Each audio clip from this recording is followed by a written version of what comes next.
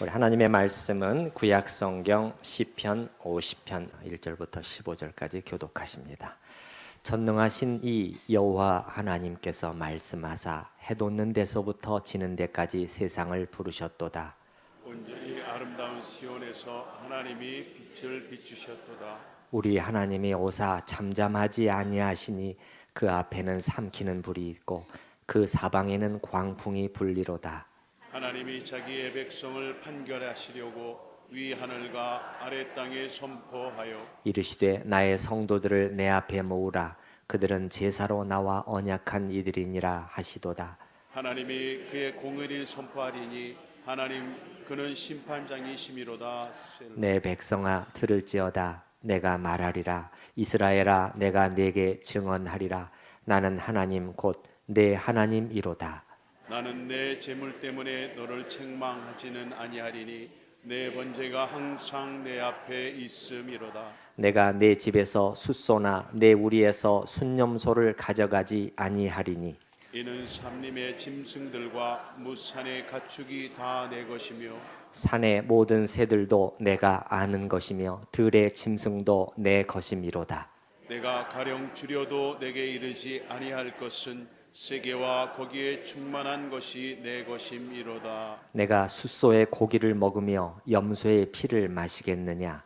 감사로 하나님께 제사를 드리며 지존하신 이에게 내 소원을 갚으며 함께 읽습니다.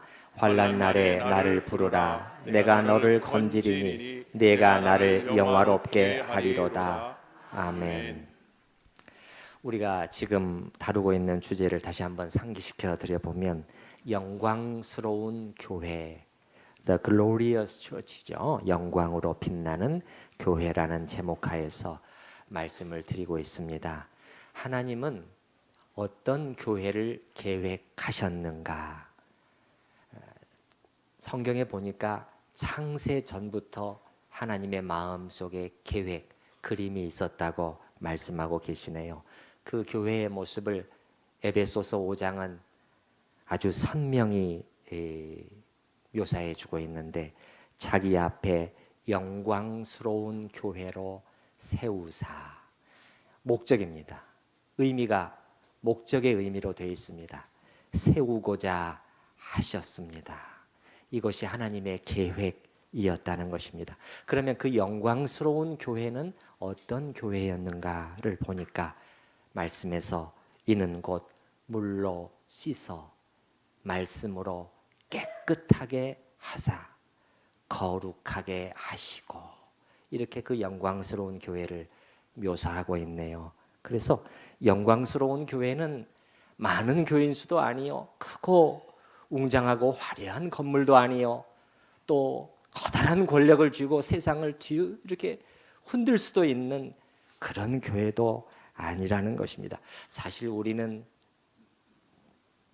일단 교회 사이즈가 크면은요, 크고 높은 이런 그 빌딩 건물을 가지고 있고 현대식으로 세련된 디자인으로 이렇게 꾸며져 있고 안으로 들어가 보면은 벌써 그냥 으리리하고 온갖 모든 좋은 시설 편리하게 갖추고 있으면 그냥 인정하려 하는 경향이 우리들에게 있습니다. 아, 이 교회 대단하구나.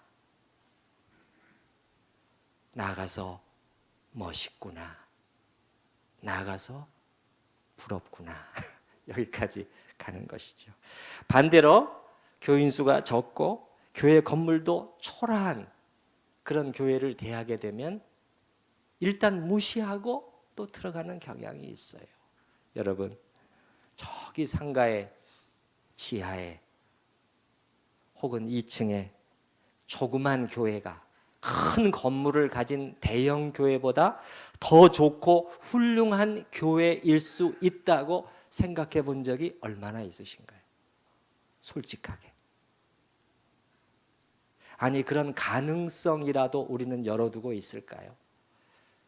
얼만큼 우리가 교회를 보는 시각이 하나님과 달라져 있는가를 말해주는 것이죠. 우리도 모르는 사이에 자본주의적인 물량주의에 깊이 오염되어 있는 것입니다.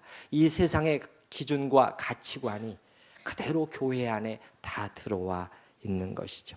하나님이 바라보신 교회, 하나님이 마음속에 품으셨던 교회, 그래서 그 아들의 생명까지 내어주셨던 교회는 이런 모양이 아니었습니다.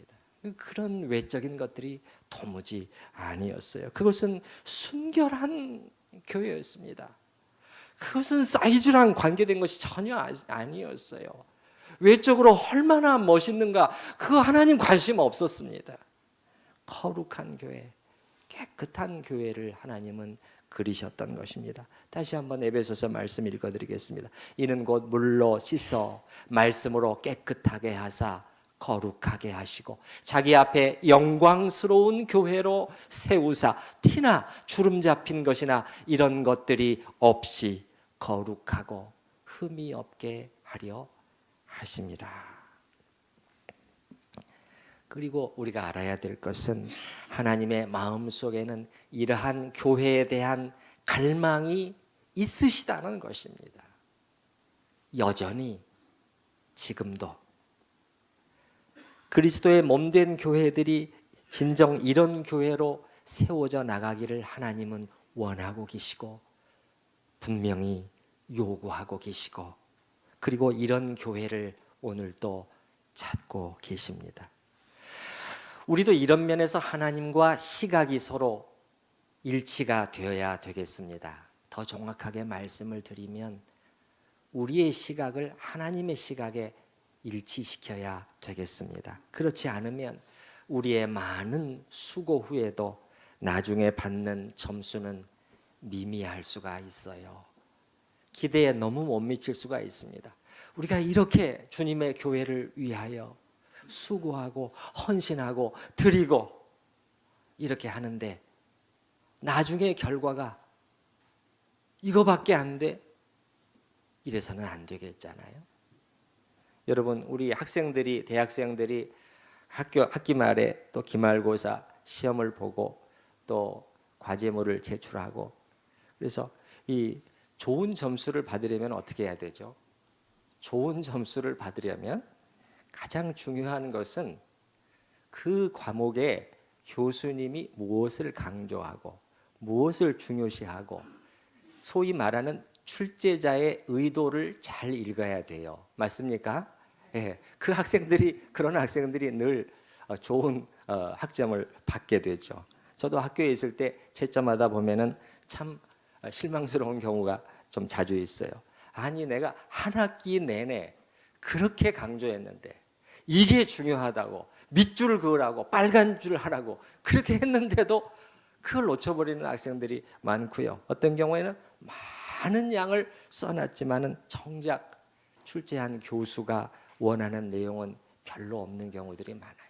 이런 경우에는 점수를 많이 주고 싶어도 줄 수가 없죠. 그래서 우리도 하나님이 원하시는 교회가 무엇인가 이 답을 성경을 통해서 분명히 찾아내고 우리의 교회적인 노력을 그 방향으로 계속해서 맞추어 가야 될 줄로 압니다. 그것은 성경에 보니까 한마디로 순결한 교회, 거룩한 교회인데 첫 번째로 저는 진리에 있어서의 순결한 교회를 말씀드렸고 지난주와 오늘 두 주에 걸쳐서는 윤리적 순결에 대해서 말씀을 드리고 있습니다. 지난주에 우리가 봤는데 하나님께서는 과연 하나님의 교회가 이렇게 유지되고 깨끗하게 유지되기를 정말 원하셨다는 것이 사도행전 5장 아나니아 삽비라 사건에서 벌써 나타났더군요. 이 부부의 죽음으로 인해서 커다란 두려움이 예루살렘 교회에 임하게 되었고 그 이후로 이제 딱 머리에 각인이 되어서 이 사건이 계속해서 예루살렘 교회에 이 큰 영향을 미치게 되었을 것입니다. 여기서 배우는 교훈은 하나님은 당신의 교회를 윤리적으로 죄로부터 작은 죄라도 깨끗하게 그 죄로부터 지켜내는 일이 그만큼 중요하다는 것입니다. 그랬기 때문에 교회가 세워진 지 얼마 되지 않았을 때 이제 막 성장해 가고 있을 때 하나님께서 강력하게 개입하셨던 것입니다. 그리고 예루살렘 교회가 순결하기 위해서는 베드로를 비롯한 사도들, 장로들, 이런 일부 지도자들만 깨끗해서는 그거 가지고는 안 되었어요. 예루살렘 교인 한 명 한 명이 아나니아와 삽비라도 성결해야 했습니다. 그들도 예외가 아니었습니다. 왜냐하면 그들 한 사람 한 사람이 다 합해서 예루살렘 교회가 되었거든요. 여러분이 우리 천우교회를 구성하는 한 분 한 분 한 지체인 것처럼, 그렇기 때문에 교회 지도자들은 말할 필요도 없고 각 개인 신자들도 깨끗해야 했기 때문에 하나님께서는 이렇게 징계로 개입을 하셨던 것입니다.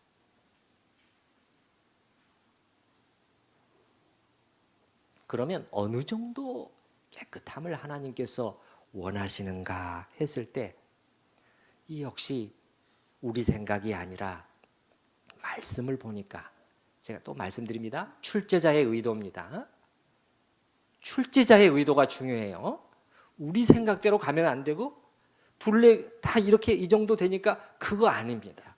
그거 아니에요. 채점은 교수가 하는 것입니다. 그것은 성경에 나타나 있는데, 놀랍게도 어느 정도를 하나님께서 흠 없을 정도로,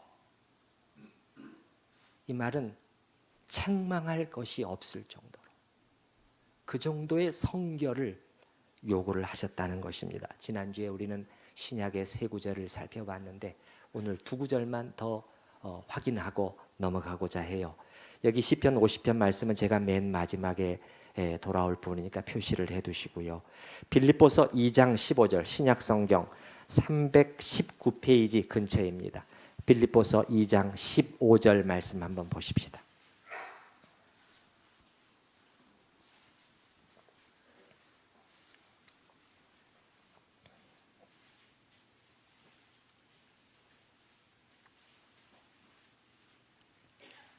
빌립보서 2장 15절 말씀입니다. 우리 같이 읽어보십시다. 이는 너희가 흠이 없고 순전하여 어그러지고 거스르는 세대 가운데서 하나님의 흠없는 자녀로 세상에서 그들 가운데 빛들로 나타내며. 여러분, 흠이 없어야 된다는 표현이 나와 있습니까? 몇 번 나와 있나요? 2번이나 나와 있네요. 2번이나. 흠이 없고 순전하여 깨끗하여 어그러지고 거스르는 이 세대 속에서, 이 세대 사람들은, 우리의 둘레는 어그러지고 거스르고 하나님의 권위를 무시하고 내가 기준이야 이렇게 산다고 해도 너희는 그들 가운데서 하나님의 흠없는 자녀로서 세상에서 그들 가운데 무엇으로? 빛으로 살 수 있어야 된다. 이것은 명백하게 예수님의 가르치심을 지금 반영하는 것이죠. 빛과 소금으로 하나님은 너희를 부르셨다는 것이죠. 이런 표현들이 신자의 순종하는 삶, 죄로부터 분리된 깨끗한 성결한 삶을 가리키는 표현들인 것은 확실해요. 여러분 12절에도 보시게 되면은 12절 중간 정도에 보시면은 더욱 지금 나 없을 때에도 항상 뭐하여? 복종하여. 항상 복종하는 삶을 두렵고 떨림으로 너희의 구원을 이루어야 된다. 이것이 하나님의 우리의 부르심이라는 거예요. 14절에 모든 일을 원망과 시비가 없이 해야 된다. 원망과 시비는 원어적으로 보게 되면 불평과 다툼입니다. 불평과 다툼이 없이 해야 된다. 오늘날 하나님의 교회를 보면, 그러나 반대로 불평과 다툼이 참 많습니다. 많아요. 불평하고 서로 다투고 생각이 다르다고 해서 서로 싸우고 미워하고 심지어 경찰을 부르고, 그 이제 불신자들이 다 지켜보고 있는데 말이죠. 이 모든 것들이 우리의 하나님 앞에서의 삶의 부분, 순종의 삶에 대해서 가르치는 것이 명백하고요. 우리 한 말씀 더 보십시다. 조금 뒤로 가서 골로새서 1장 22절 말씀입니다. 신약성경 324페이지 말씀. 골로새서 1장 22절.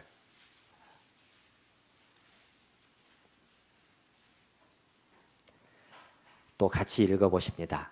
이제는 그의 육체의 죽음으로 말미암아 화목하게 하사 너희를 거룩하고 흠없고 책망할 것이 없는 자로 그 앞에 세우고자 하셨으니. 또 흠없다는 단어가 또 나오죠. 자, 그분의 육체의 죽음, 그리스도 아들의 육체의 죽음을 통해서 하나님께서 하나님과 우리를 화목하게 하셨다는 거예요. 구원이죠, 구원. 그래서 너희를 거룩하고 흠없고 책망할 것이 없는 자로. 근데 여러분, 이 표현을 우리가 이 정도로 이해하면은 적절한 이해가 아닙니다. 그러니까는 신분적인 의로움을 말씀하시는 거구나. 하나님께서 우리 죄 용서해 주시고 의롭다고 하셨다. 왜 칭의라고 하죠? 칭의. 맞습니다. 중요합니다. 확실합니다. 그러나 이 말씀이 칭의만을 말하고 있는 것이냐? 그렇지 않아요. 이것은 분명히 실제적인 삶의 부분을 말씀하고 계시는 것입니다. 뭐만 봐도 알 수가 있느냐? 그 앞에 21절 말씀을 보세요. 전에는 어땠느냐? 화목되기 전에는 어땠느냐? 구원받기 전에는 너희가 어땠느냐? 보면은 21절에 전에 악한 행실 속에 너희가 있었지 않느냐? 너희 마음대로 살면서도 죄책감도 없이 그런 악한 행실로 멀리 떠나 하나님과 마음으로 원수가 되었던 너희를 하나님이 왜 화목시키셨느냐? 목적이 있다는 것입니다. 목적. 22절 맨 뒤에 보시게 되면 세우고자 하셨으니. 목적입니다. 목적 표현이. 그러니까는 이제는 그의 죽음으로 말미암아 하나님과 화목하게 구속해 주셔서 구원해 주셔서 이렇게 세우고자 하셨다는 거예요. 이것이 구원의 목적이라는 것입니다.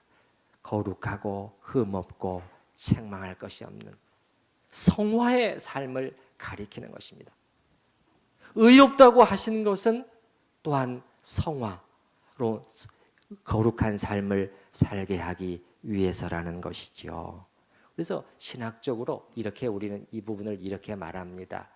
칭의와 성화는 분리될 수 없다. 무엇과 무엇이? 칭의와 성화는 분리될 수 없다. 이것이 이신칭의의 놀라운 진리를 발견해내고 온 세상에 전했던 종교개혁자들의 늘 가르침이었어요. 칭의와 의롭다 하심과 용서해 주심과 그 다음에 성화, 성결한 순종의 삶은 분리될 수 없다는 거예요. 이 동전의 앞 뒷면과도 같다는 것입니다. 이 구원이라는 동전의 한 면은 칭의라고 하면 다른 한 면은 성화라는 거예요. 분리될 수 없는 것인데 우리는 이것을 많이 분리시켜 버렸어요. 특별히 우리 한국 교회는 칭의만 붙들고 성화는 소홀히 해왔어요. 분리해서는 안 될 것을 분리해왔고 그렇게 반세기 이상을 지나온 결과 그 열매는 참으로 지금 쓴 것이죠.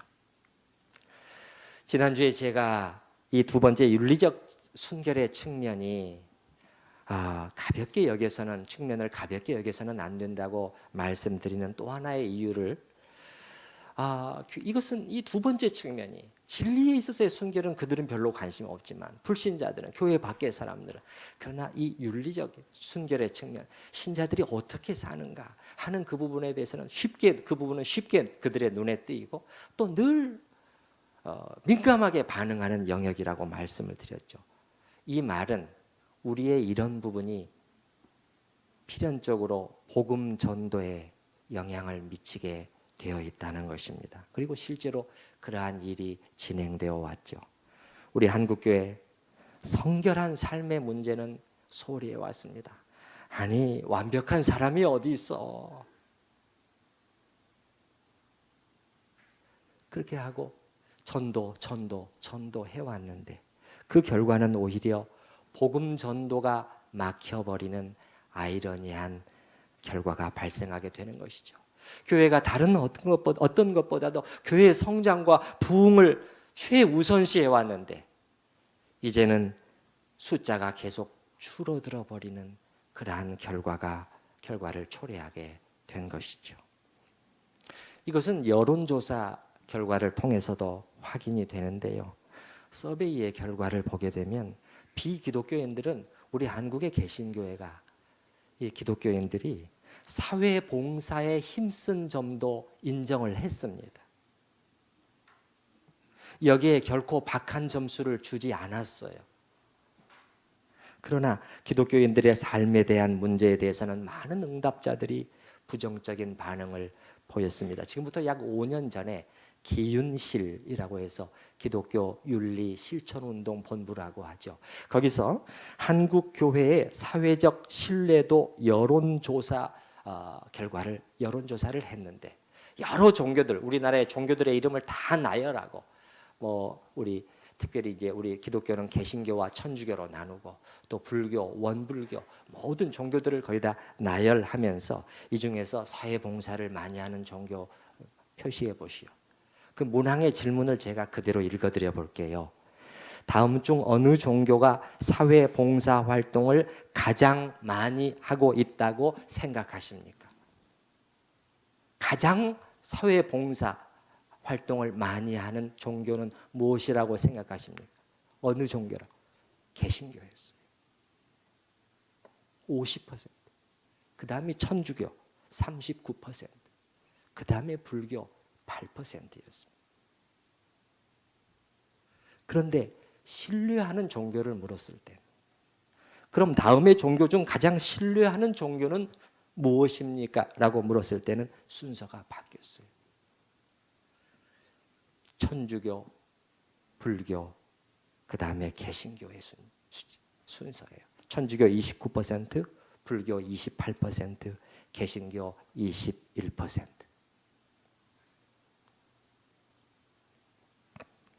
절반 이상의 사람들이 사회봉사활동에 힘쓴 점을 인정했음에도 불구하고 왜 신뢰할 수 없느냐라고 물었을 때 사회봉사와 구제를 열심히 하고 있다는 점을 인정하면서도 신뢰성에는 점수를 낮게 주고 있는 이유를 물었을 때 또 이런 답들이 나왔습니다. 제가 순서대로 1번서부터 8번 제일 많이 나온 답부터 뒤에까지 말씀을 드려볼게요. 특별히 기독교인들과 비기독교인들을 구분해서 물었는데 비기독교인들의 답만 말씀을 드릴게요. 일단 우리의 관심사가 여기니까 제일 많이 나온 답이 교인들의 언행일치가 되지 않아서, 두 번째 교회의 내부적인 비리, 교회 내에 부정부패가 많아서, 세 번째 타 종교에 비판적이고 배타적이어서, 네 번째 선교 활동에 지나쳐서 강압적 전도 방식, 다섯 번째 교인들이 믿음을 주지 않아서, 여섯 번째 목사와 지도자들의 윤리 문제 및 부도덕 문제, 일곱 번째 교회가 상업적이고 기업적이어서, 여덟 번째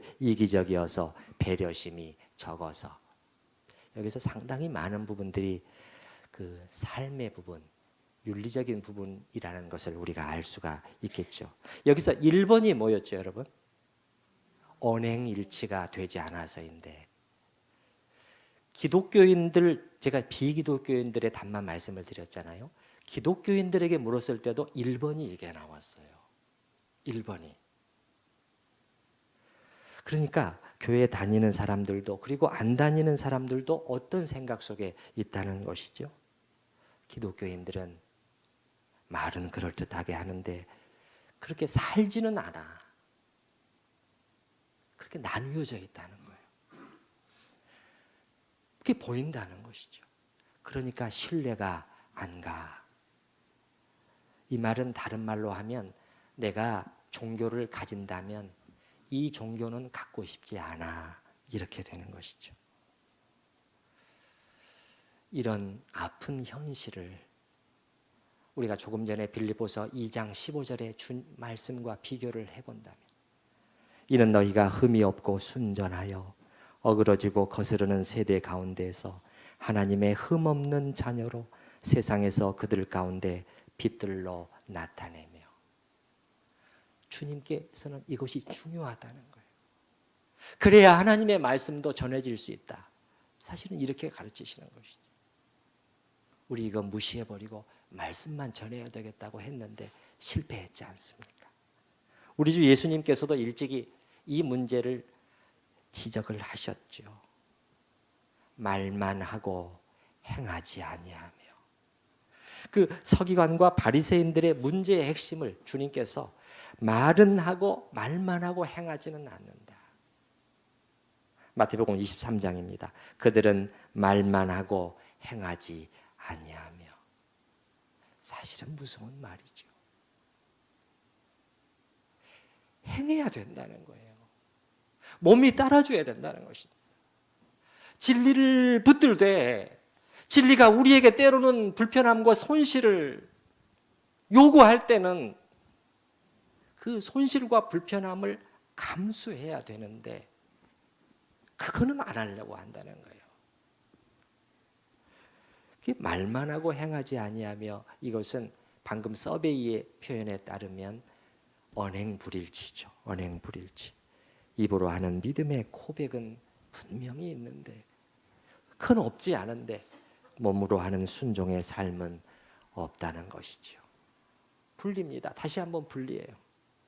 도저히 분리되어서는 안 되는 것이에요. 무엇이? 우리 믿음의 고백과 이 삶이 어떻게 여러분 분리될 수 있을까요? 그거야말로 외식이죠. 그거야말로 가식인 것이죠. A.W. 토저 목사도 이 점을 예리하게 지적했는데 저는 그분의 글을 읽으면서 참 제 가슴이 후벼 파이는 느낌이었어요. 그러나 마음을 닫지 않고 읽었어요. 하나님 앞에서. 왜냐? 이것이 사랑의 권면이라는 것을 알았기 때문에, 그리고 저도 예외가 아니라는 것을 알았기 때문에 마음을 닫지 않고 하나님 앞에서 겸손히 받았어요. 그렇습니다. 주님, 우리가 정말 이런 가운데 있군요. 이렇게도 심각하군요. 그래서 미국 사람인데 지적을 했다는 것은 벌써 미국의 복음주의 안에도 이런 현상이 오래전부터 퍼져나가고 있었다는 거예요. 우리나라는 유감스럽게도 훨씬 더 심하게 와버렸어요. 그래서 토저 목사는 20세기의 선지자라고 사실 살아있을 때 불린 분인데 기독교인들의 믿음과 실제적인 삶이 분리되어 있는 현실을 지적을 하면서 문제는 이것이 우리에게 가져다주는 해로움이, 해악이 너무나 크다는 것입니다. 얼마나 크냐? 이 세 가지를 합한 것보다 이 세 가지 해로운 것을 다 합한 것보다도 더 크다는 거예요. 그럼 세 가지가 뭐냐? 공산주의, 카톨릭주의, 자유주의, 이 세 가지를 들었네요. 카톨릭주의, 천주교의 그 비성경적인 교리들이 얼마나 많습니까? 사람들을 혼동시키게 만들어. 그 다음에 자유주의, 제가 누누이 말씀드려왔죠. 공산주의, 말할 필요도 없죠. 이 하나하나가 토저도 그렇고 또한 우리도 그렇고 참된 성경적 신앙을 위해서 경계해야 하는 대상이라고 우리가 다 생각하고 있습니다. 여러분도 그러실 것이에요. 그런데 이 셋 모두를 다 합한 것보다도 더 해로운 것은, 더 우리 교회에 해로운 것은, 더 기독교에 나쁜 영향을 미쳐온 것은 우리 믿는다는 하나님의 자녀들의 신앙과 삶의 괴리예요. 분리라는 것이. 여러분 어떻게 생각을 하시나요? 어떻게 생각하시나요? 여러분, 이런 생활을 습관적으로 반복하다 보면 이렇게 분리되어 있는, 우리가 고백하는 고백과 실제적인 몸으로 사는 삶이 멀리 떨어져 있는 이런 삶이 이렇게 반복되다 보면 나중에는 어떻게 되느냐? 익숙해져 버립니다. 이게 무서운 것이. 자연스러워져. 그러면은 이제 그게 문제인지도 모르게 됩니다. 여러분께 제가 질문해 보겠습니다. 지난 10일 혹은 한 달 정도 중에서 여러분께서 크든지 작든지 간에 이거 나 이렇게 하고 싶지만 이렇게 해왔는데 이거 자꾸 마음에 걸려. 성령님 기뻐하시지 않는 것 같아. 그래서 손해 볼 수도 있지만 이쪽의 결정을 내린 것이 지난 한 달 동안에 있으셨나요?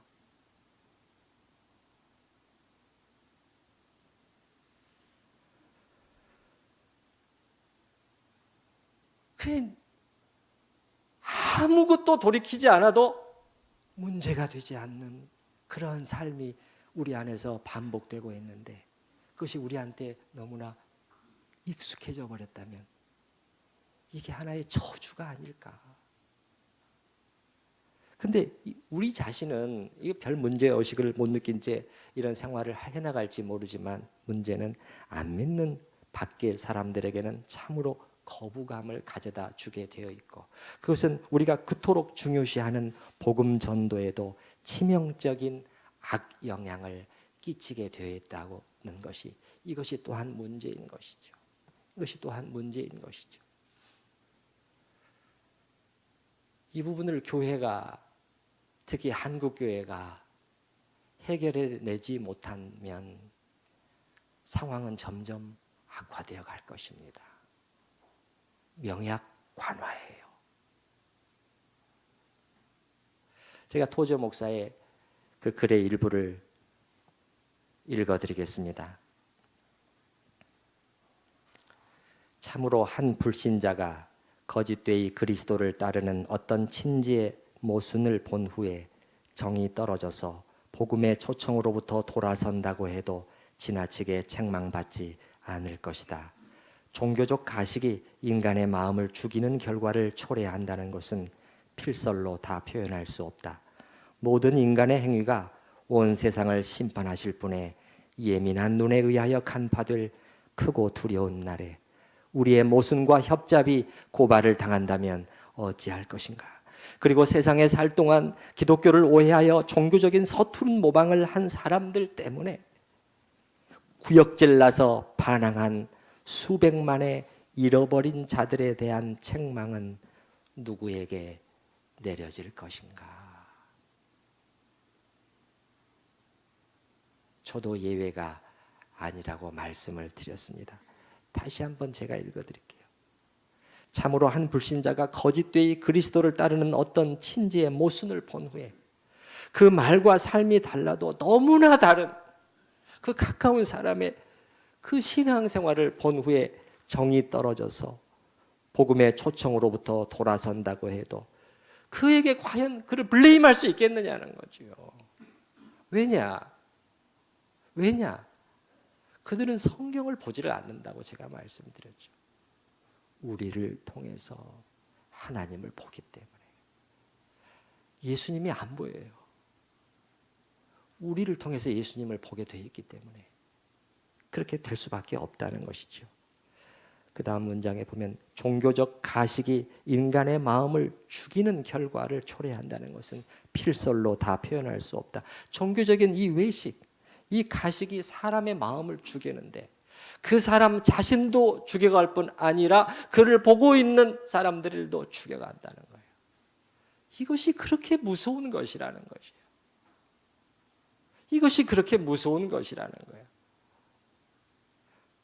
모든 인간의 행위가 온 세상을 심판하실 분의 예민한 눈에 의하여 간파될 크고 두려운 날에, 그 날은 크고 두려운 날인데 우리의 모순과 협잡이 고발을 당한다면 어찌할 것인가.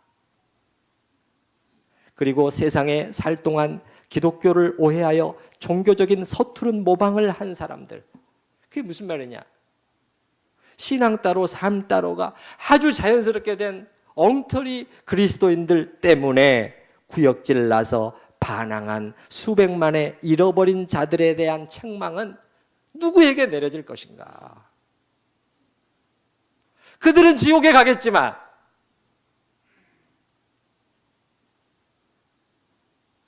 그렇게 만든 우리는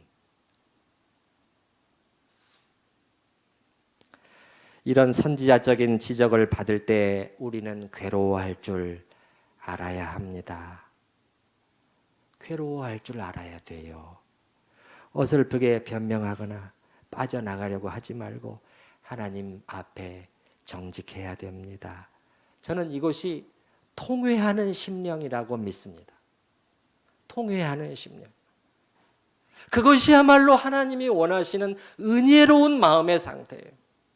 그것이야말로 예배를 드릴 때 하나님께서 가장 기뻐하시는 마음의 상태예요. 그런 것이 우리들 마음속에 조금이라도 일어난다면 그것이야말로 성령님이 주신 마음입니다. 왜냐하면 그것이야말로 유일한 길이에요. 회복되고 다시 살아날 수 있는 유일한 길이기 때문에 그러는 것이지요. 하나님은 우리를 살리기를 원하시잖아요, 여러분. 살리기를 원하시잖아요. 마귀는 번지르르하게 우리를 유혹해 대지만 목적은 하나예요. 너를 죽이겠다는 거예요. 하나님은 아니에요. 야단치시고 꾸짖기도 하지만 어떻게든지 너를 살려야 되겠다는 것이죠. 그래서 이 믿음과 행함의 분리에 대해서 성경을 보게 되면 하나님께서는 자기 백성이 이렇게 살아가는 것에 대해서 늘 지적하시고 야단치시고 심판에 대해서 경고를 주시는 것을 볼 수가 있는데, 오늘 우리가 봤던 시편 50편으로 돌아가서 잠깐 제가 훑어보도록 하겠습니다. 빠른 속도로 837페이지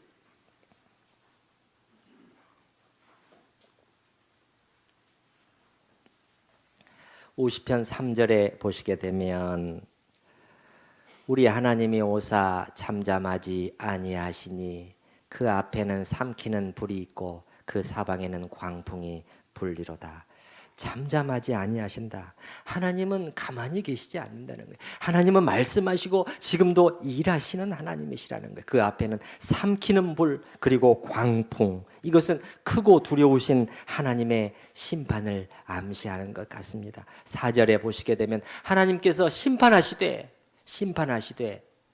자기의 백성을 심판하러 임하신다, 그렇게 나와 있네요. 대상이 4절 보시게 되면 하나님이 자기의 백성을 판결하시려고 위하늘과 아래 땅에 선포하여 이르시되 나의 성도들을 내 앞에 모으라. 내 이름으로 일컫는 자들, 그들은 제사로 나와 언약한 이들이니라 하시도다. 하나님의 사람들이에요. 언약 백성들이죠. 언약 백성들을 모으라. 그러면서 6절에 보게 되면 하늘이 그의 공의를 선포하리니 하나님 그는 누구심이로다? 심판장이심이로다.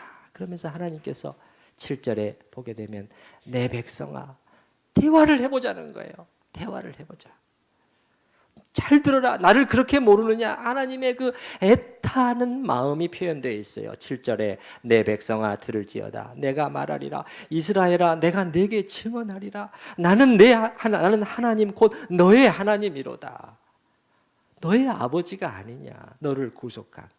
그러면서 8절에 말씀하십니다. 나는 너의 재물 때문에 너를 책망하지는 아니하리니 내 번제가 항상 내 앞에 있음이로다.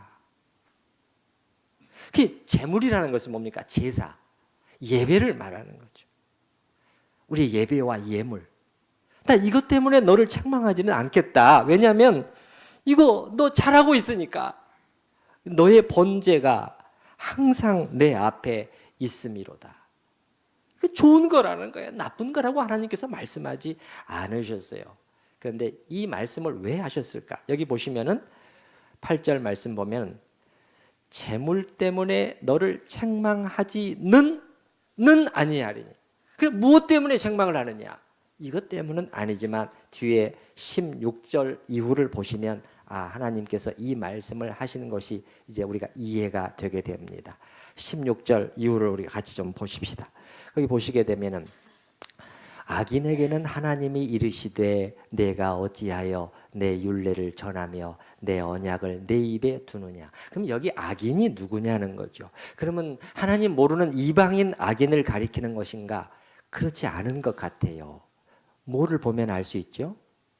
내가 어찌하여 내 율례를, 내 말씀을 전하며 내 언약을 내 입에 두느냐. 하나님을 모르는 사람이 아닙니다. 심지어 하나님의 말씀을 전하는 사람이에요. 그 입에 하나님의 언약을 가지고 있는 고백하는 사람이라는 거예요. 그렇기 때문에 존 콜린스라는 신학자도 이렇게 주석을 합니다. 여기서 악인은 언약 백성의 이론이지만 언약의 특권을 멸시하는 자를 가리키는 것이 분명하다. 이렇게 말을 해요. 그 다음 절을 보십시다. 이제 하나님께서 네 번제가 항상 내 앞에 있고 좋지만 그러나 이 부분은 어떻게 된 것이냐. 그 고백과 사랑의 고백은 하지만 이 부분은 어떻게 된 것이냐. 하나님께서 구체적으로 짚으시죠. 17절에 내가 교훈을 미워하고, 교훈이라는 것은 일반적인 도덕 교훈을 말하는 것이 아니라 하나님의 교훈을 말하는 것이죠. 그 후반절에 보시게 되면 내가 교훈을 미워하고 내 말을 내 뒤로 던져버리는구나. 예배는 드리는데 하나님의 말씀은 뒤로 던져버린다는 거예요. 18절은 도둑을 본즉 그와 연합하고, 도둑은 훔치는 일이죠. 그러나 이 속에서는 정직하지 못한 부를 축적하는 것이 분명히 포함되어 있다고 저는 생각을 해요. 그 다음에 간음하는 자들과 동료가 되며 성적인 범죄이죠. 그 다음에 19절 내 입을 악에게 내어주고, 입의 혀로 인한 범죄이죠.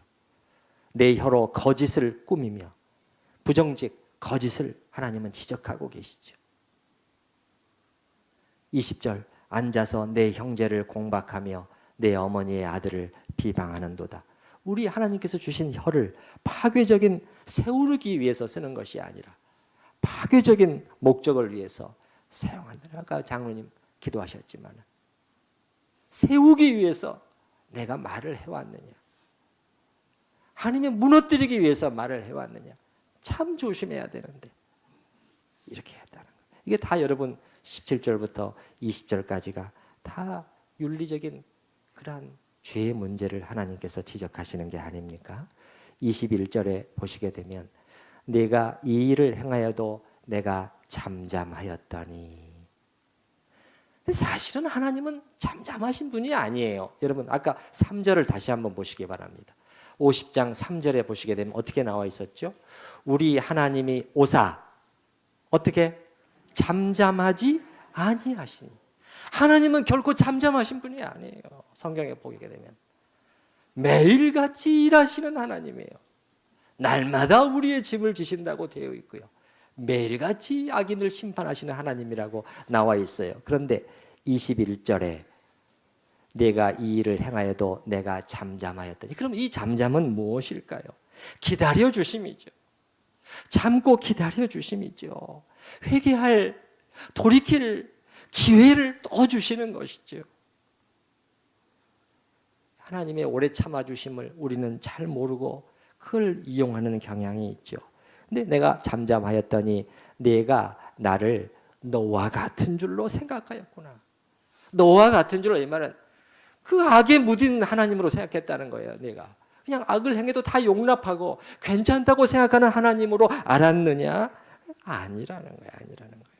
그러나 내가 너를 책망하여 내 죄를 내 눈앞에 어떻게 드러낸다? 낱낱이 드러내리라 하시는도다. 하나님이 드러내시기 시작하면 그때는 심각해집니다. 22절 말씀 보셔요. 하나님을 잊어버린 너희요. 잊어버렸다는 것은 그냥 기억이 안 난다, 기억 속에 없다, 그런 뜻은 아닙니다. 하나님의 율례를 전하는데, 그래서 무슨 말이겠어요? 하나님을 의식하지 않는다는 거예요. 어떤 결정을 내릴 때 의식하지 않는다는 거예요. 하나님을. 그게 하나님을 잊어버린 자라는 거예요. 이제 이를 생각하라. 깊이 생각하라는 거예요. 고민하라는 것입니다. 고민해야 된다는 것입니다. 중요한 문제로 생각하고 결단을 해야 된다는 것입니다.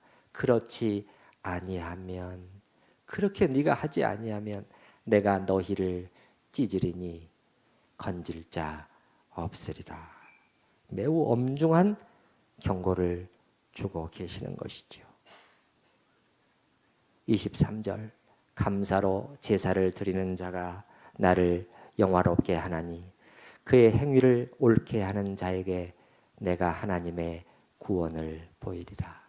우리가 앉아서 입술로 하나님을 예배하고 제사를 드릴 뿐만 아니라 감사로 우리의 마음으로부터 하나님께 감사하는 예배를 드리고 또 더 나아가서 그의 행위를 옳게 하는 자에게 실제적으로 아버지의 말씀대로 살아야 된다는 것입니다.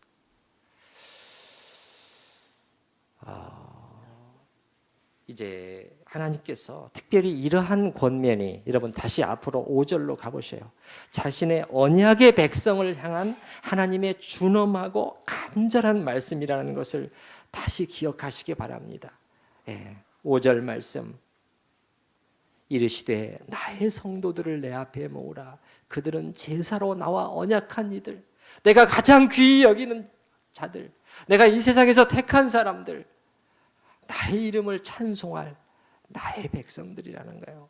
하나님의 애정이 이 속에 깊이 묻어나 있습니다. 7절에 그래서 하나님께서는 이렇게 부르고 계시는 것이죠. 같이 읽어보십시다. 7절 말씀 내 백성아 들을지어다 내가 말하리라. 이스라엘아 내가 네게 증언하리라. 나는 하나님 곧 내 하나님이로다. 지난주와 오늘 우리가 두 번째 죄로부터 분리되는 윤리적인 순결의 삶에 대해서 우리가 생각해 봤는데 특별히 오늘은 우리의 믿음의 고백과 실제적인 삶이 습관적으로 분리되어 있는 것이 얼마나 위험한 것이고 해로운 것인가를 살펴봤습니다. 우리 하나님의 말씀과 경고를 가볍게 여기지 마십시다. 좀 이 시간에 기도하실 때 주님 통회하는 마음을 주시옵소서. 하나님께서 우리를 찢으시기 전에 저희가 먼저 우리의 마음을 찢게 하소서. 우리 같이 기도하십시다.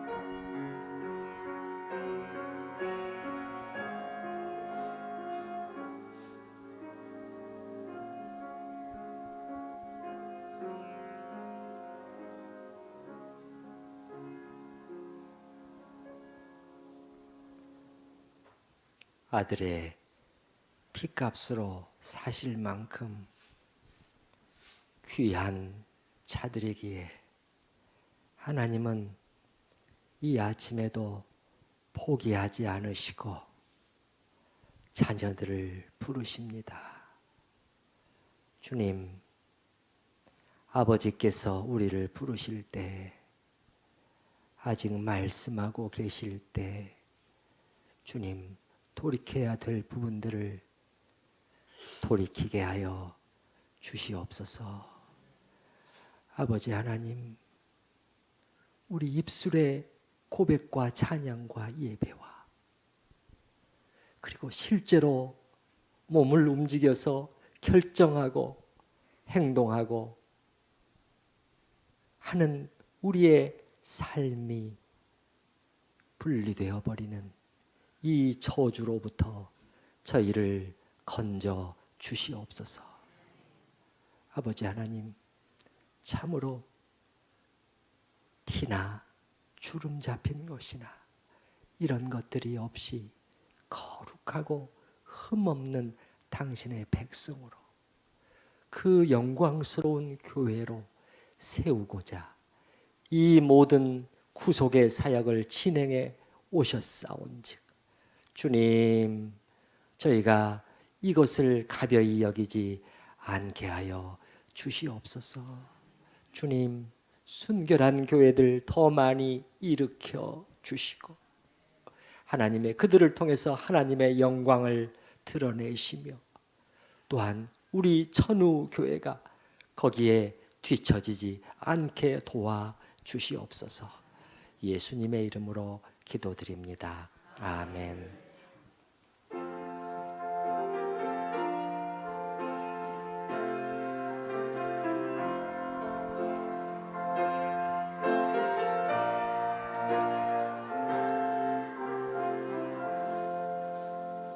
너 성결기 위해 늘 기도하며 너 주 안에 있어 늘 성경 보고 조금만 빨리.